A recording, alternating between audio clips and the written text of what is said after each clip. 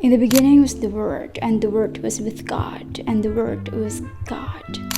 John was an exceptional writer. There is something profoundly elegant in the way he framed that sentence. It does not try to explain God scientifically, it presents God linguistically, God as meaning itself. Many scientists and atheists argue that God does not exist because of human evolution.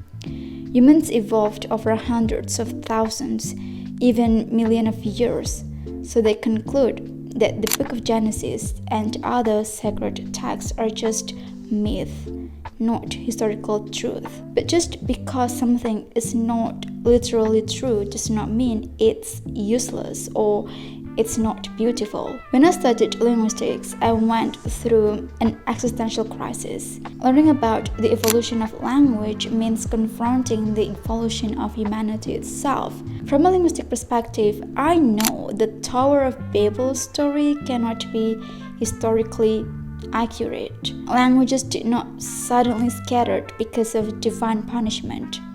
Language evolved slowly, naturally, and predictably.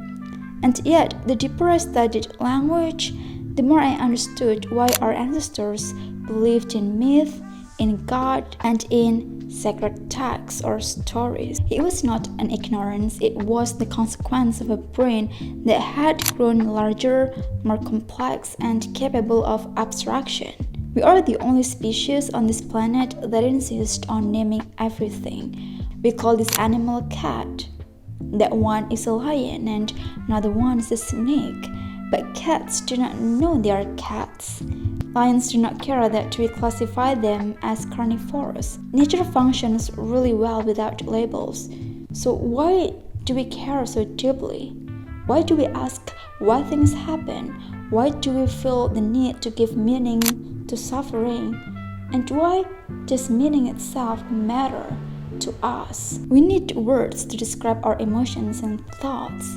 But where do those thoughts even come from? The invention of language did not only help humans communicate, it reshaped how we perceive our reality. Language structures our world. It gives birth to religion, culture, art, law, morality, and identity. Through words, we do not just describe the world, we create it. In that sense, John may have been closer to the truth than we realize. Perhaps God is not a being in the sky, but the very emergence of meaning itself. In the beginning was the Word, because without words, there is no world as we know it.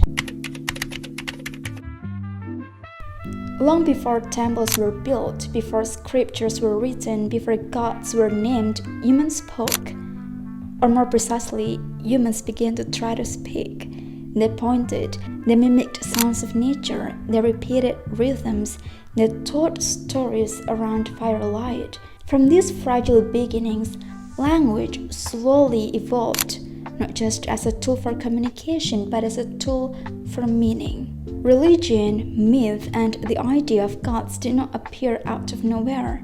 They emerged from the same cognitive and linguistic soil that produced storytelling, poetry, law, and philosophy. When language became complex enough to describe what is not present or what is invisible, like hell and heaven or good and evil, at some point, humans crossed a threshold from which there was no return. We gained the ability to talk about the dead, the future, the unseen forces of nature, and eventually the divine. So gods are not accidental inventions, they are linguistic achievements. As language grew more abstract, symbolic, and narrative-driven, humans created myth, religions, and divine beings to make sense of existence, suffering, morality, and death. At its most basic level, language helps us survive. Early humans needed words, or proto-words, to coordinate hunts, warn of danger, and maintain social bonds. But survival alone does not explain why humans tell stories that span generations, imagine afterlives, or worship invisible beings. Language does something unique. It allows us to detach meaning from the present moment. Animals communicate almost entirely about the here and now.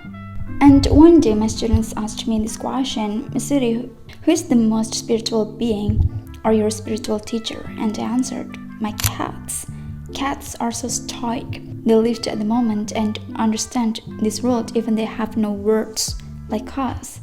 Probably ancient Egyptians worshipped cats for a reason. So yeah, humans through language speak about yesterday, tomorrow, ancestors, spirits, and cosmic origins. In linguistics, it's called displacement. So displacement is the ability to describe something that does not exist in this world, but our brain evolution makes us think about hell and heaven, ghosts, gods, and the afterlife. And displacement is one of the most important features of human language. Once humans could talk about what they couldn't see, the door to myth was open and there is no turning back. Storm was no longer just a storm. It could be anger, it could be punishment, it could be a message. The language made interpretation possible. The evolution of language parallels the evolution of human cognition. Early humans likely used gestures and simple vocalization. Over thousands of years, these sounds became symbolic, and the symbolic capacity is crucial. Gods represent verses, stories represent values, and rituals represent cosmic orders. When humans began to assign symbolic meaning to sound, they also began to assign symbolic meaning to the world. The sun became more than just light, it became a giver of life. Death became more than absence, it became a journey to afterlife. Language did not just describe reality, it reshaped our world. Humans are storytelling animals. Once language reached a level of complexity, language becomes a story. And that means myth is inevitable. And myths are not random fantasies, they are organized stories that explain why the world exists, why humans suffer, why death happens, and why moral rules matter. Narrative language allows causality, because X happened, Y followed. And this narrative logic is the backbone of religious stories. For example, early agricultural societies created fertility gods because language allowed them to connect planting, rain, seasons, and survival into a coherent story. Without narrative language, these connections would remain fragmented experiences. So myth is language that organizes chaos. To name something is to give it identity. Early humans did not merely experience fear, awe, or wonder. They named them. Once fear had a name, it could have a personality. Once the sky had a name, it could have power. This is how gods emerge linguistically. A named force becomes a character becomes a story becomes tradition, and a tradition becomes religion. Language does not just label gods, it stabilizes them across generations. Oral traditions preserved divine narratives long before writing existed, and repetition fixed belief, because a god that can be spoken can be remembered. Before writing, religion lived in spoken language, like chants, hymns, epics, and rituals. The invention of writing transformed religion. Spoken myth became fixed texts. Flexible stories became doctrine. Because writing allowed codification of belief, standardization of gods, and expansion of normal law. And after that, language became more abstract.